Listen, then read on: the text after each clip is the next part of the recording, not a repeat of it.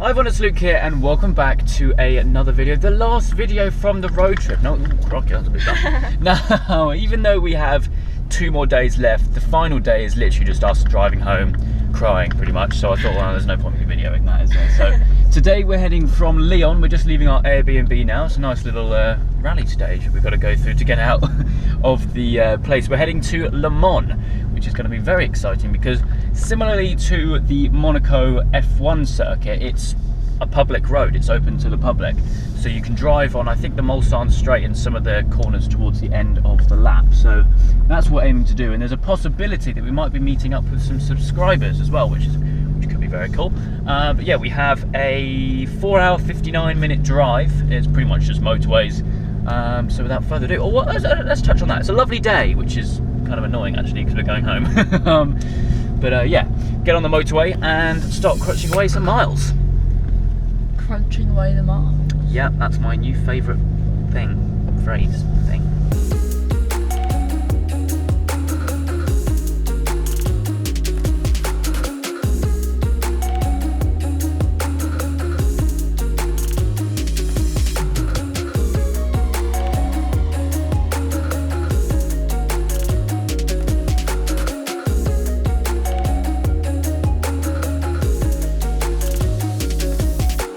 Now, France has quite a lot of tolls, and we all know what that means. Whack it in race mode and absolutely floor it.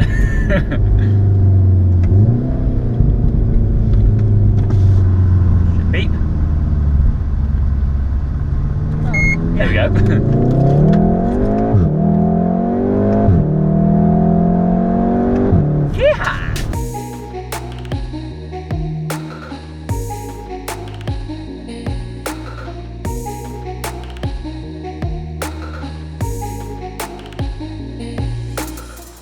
Lovely day it is today. We've just pulled over in what they call an air here, which is basically like a little pit stop for anyone driving across the motorways or auto routes or whatever they call them.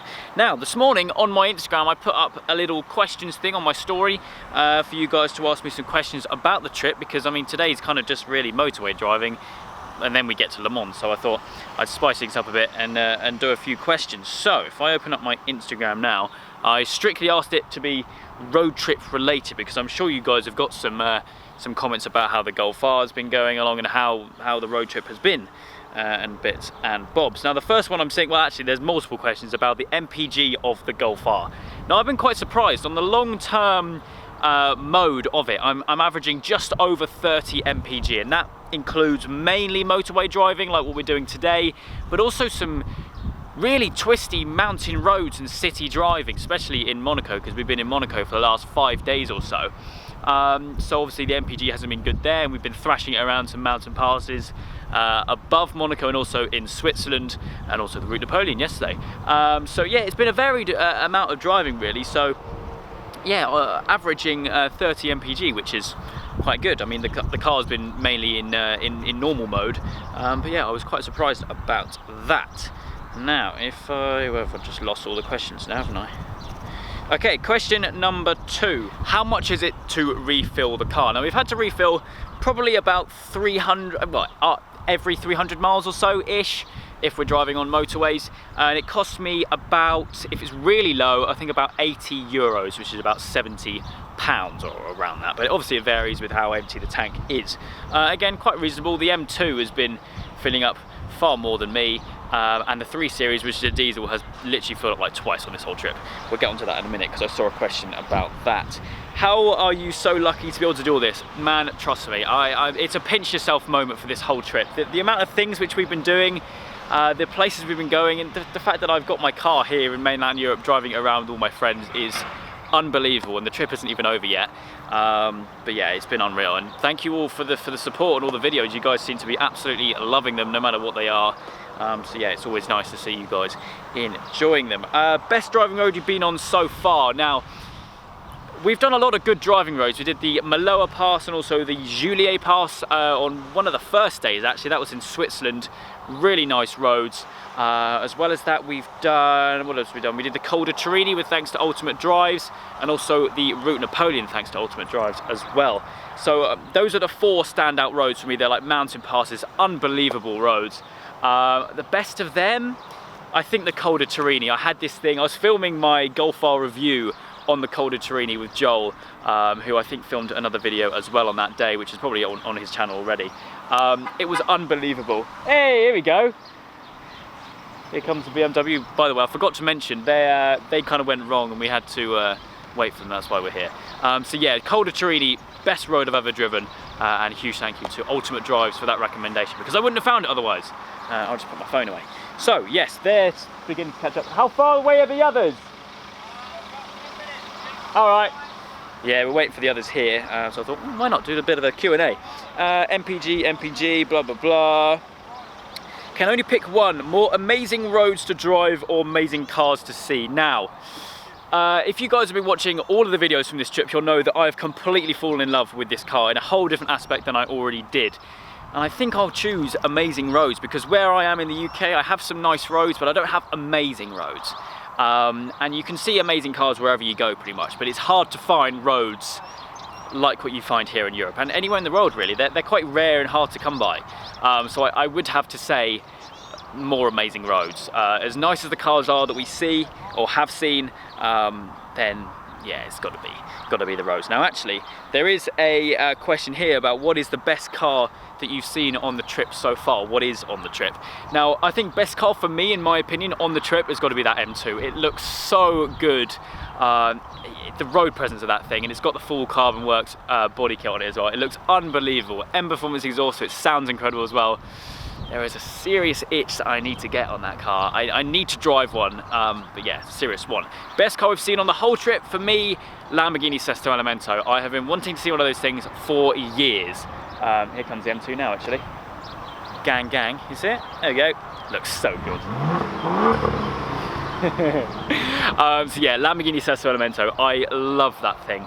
In fact, all the cars in the Lamborghini factory and the Ferrari factory and the Pagani factory were amazing. But I think in Monaco, that green on green Pista, British Racing Green, was unreal. Oh, and the Pista Spider.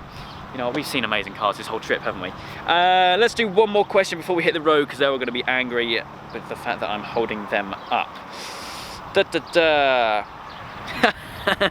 If you could bring any car on this trip which isn't a TDF, what would it be?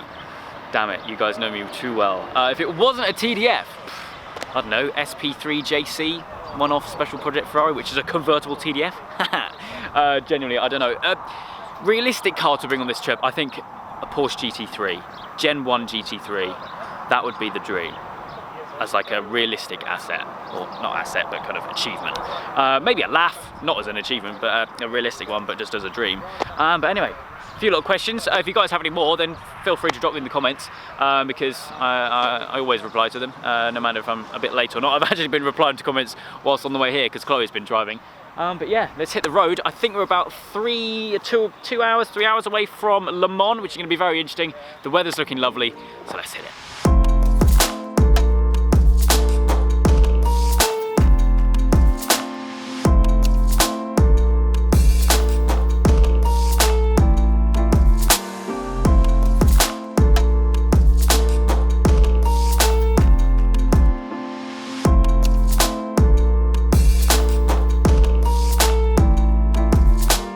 Okay, so we just dropped our bags off at the Airbnb. I thought I'd do a quick to this bit because, well, that's just boring, isn't it? We're now on the Le Mans circuit, which is really rather surreal. I think this is the Mulsanne Straight. It's quite hard to kind of work out what part of the straight, what part of the circuit you're on. As you can tell by that, we're now on the way to the Le Mans Museum. We've got about half an hour free, so we thought we'd have a quick visit in there before we go and meet some subscribers, like I mentioned at the beginning of this video. They're bringing along a few cars. We're going to go to, I think, the Indianapolis corner and get a few photos. I was in the wrong gear, so we're about 5 minutes away according to this, and then we'll have a quick look around there. I imagine there'll be some pretty incredible stuff in there, seeing as it is literally the Le Mans Museum. So whiz on over there and go check it out.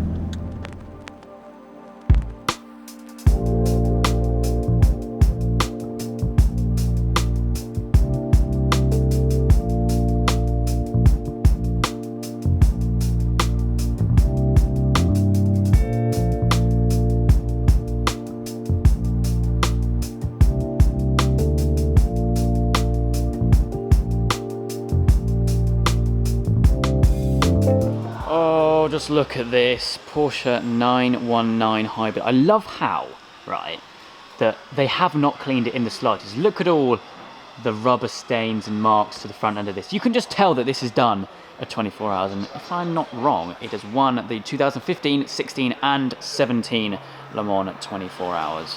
What a car. Look at that. Who needs louvers when you can just have nothing at all? We've got a 911 GT1, 962 Dower. And it goes on. Mate, this place looks massive as well. Insane. The amount of race pedigree in this room is next level. Check out this Audi e-tron. This has nothing to do with Le Mans at all. I remember playing, I think it was Forza back in the day, or maybe Gran Turismo, and just always winning races with this thing because it was an absolute beast. It was just like rated 999, like X-Class. Like, it was an absolute beast. And look at it. I can't say I've ever really seen one. And that is what you call a shark fin. Cars nowadays really have got nothing on this. So aerodynamical, these things. Utterly insane. If I remember rightly, the exhausts are like in here somewhere, I think. I don't know, somewhere. Anyway, either way, it's got Akrapovic, which is very, very cool. Look at this. Oh, my days. Over here, we have one of my personal favourites. Bentley Speed 8. Oh, look at this. A car that raced in 2001, 2 and 3, and a car which I have a model of. I have literally number 7 Bentley Speed 8 model at home, and I've had it. I remember I bought number 7 because I was 7 years old when I got it. And yeah, so cool. I mean, just look at the sculpture of this thing. Oh, it's so cool. I really appreciate stuff like this, or really appreciate them on camera. Still cut Jag over there. So it's nice to really change and do something a little bit different. This is a Cadillac, look at that. I mean, this place is unbelievable. I can't say I've ever really seen and spent time with cars like this before. Look at this.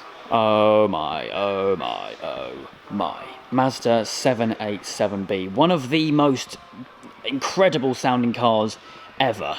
I remember seeing one of these at the Goodwood Festival Speed a few years back, and it just sounded unbelievable. Look at the size of that exhaust. Side exit exhausts are always a good thing. Wow, what a car. Look at that wing. Look at that wing. Don't even know where to go really, or where to point my camera. This place is unbelievable. Absolutely unbelievable. And even though I'm not the most knowledgeable with cars like this, I'm still finding myself picking my jaw up from the floor, because just to sit here and appreciate all these things. Look at the cockpit on this one. This is heaven, man. This is heaven.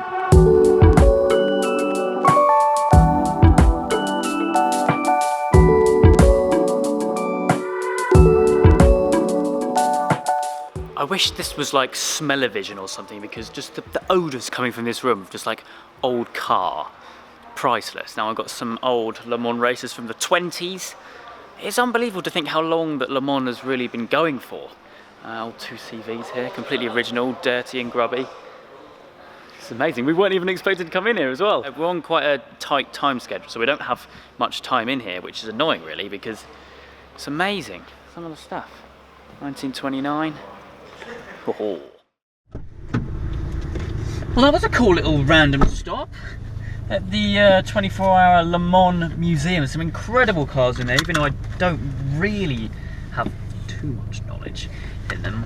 But I did definitely appreciate just some of the heritage and race pedigree of those things.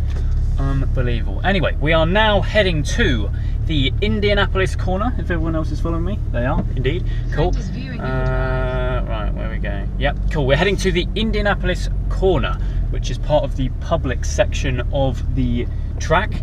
We're heading there to meet up with a couple of you guys. I had a message when I was actually kind of revealing the... What am I doing? Wrong gear. revealing the route for this trip. And so yeah, there was like, yeah, well, let's do a little photo shoot, get some cars along, some of their friends. And so I was like, yeah, why not? That'll be a fantastic way to kind of finish off the trip, or the videos for the trip at least. So we're heading there now, and should be pretty good.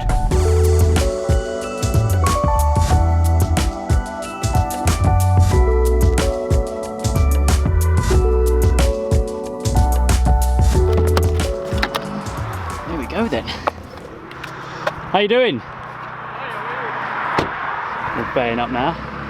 This is all very cool. This is the Indianapolis corner, so I think the cars come this way. How you doing? You right? All right. Nice to meet you. Cool little selection of cars. How cool is this then? We meet up with some French subscribers of the channel, so we've got quite a large selection of cars, really, more than I kind of anticipated. Starting off with this Mark 1 Golf convertible. Well, it's not stock, to say the least. We've got some 928 wheels, gloss black with the green rings around the edge. It's been completely resprayed. We've got a Porsche interior as well, GTI steering wheel, and I'm not sure if you can be able to pick this out or not, but it's done 300,000 kilometers. It's the guy's daily driver, and it's probably one of the coolest daily drivers that I've seen in a long time. Really, really cool. Looking awesome, actually. Be good to get this next to my car for a little photo, obviously both being green. Then we have 3 E36s, I believe. A black one, a white one with a rather massive Remus exhaust on the back, and a red one. And at the end we have our 4 cars, the Golf R, the M2, the Abarth, and the 3 Series. But how cool is this? My first little mini-meet, I suppose you could say, and a fantastic way to finish off. This is the thing with Le Mans. Fantastic way to finish off this trip. May I add as well, the Mulsanne Straight is kind of on the other side of those trees, and the cars come this way around. This is actually the track. You can see all the little bits of rubber and the tyre marks on the floor here. Really, really cool to be stood literally on the track, especially with all these cars as well. And there's cool stuff going past all the time, which is really, really cool.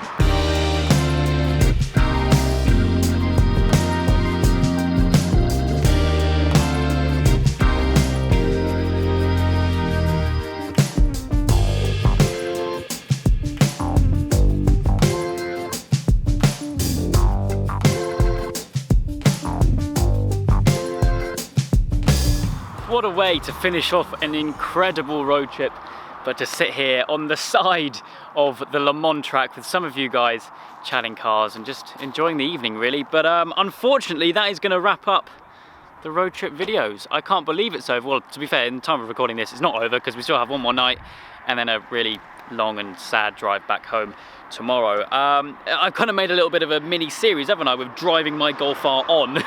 We had the Europe's best driving roads, we had the Monaco GP circuit, and now the 24-hour of Le Mans track. It's unbelievable how this is literally open to the public. You can probably hear the general cars just cruising by. Imagine this as your morning commute, eh? That would be incredible. But anyway, yeah, what a trip it's been. 2,500 miles. I think 5 countries overall, 5 cars, 10 people, 10 friends. It's been unbelievable. But yeah, what else do I say really, other than what a trip it has been. I hope you guys have, what the hell was that?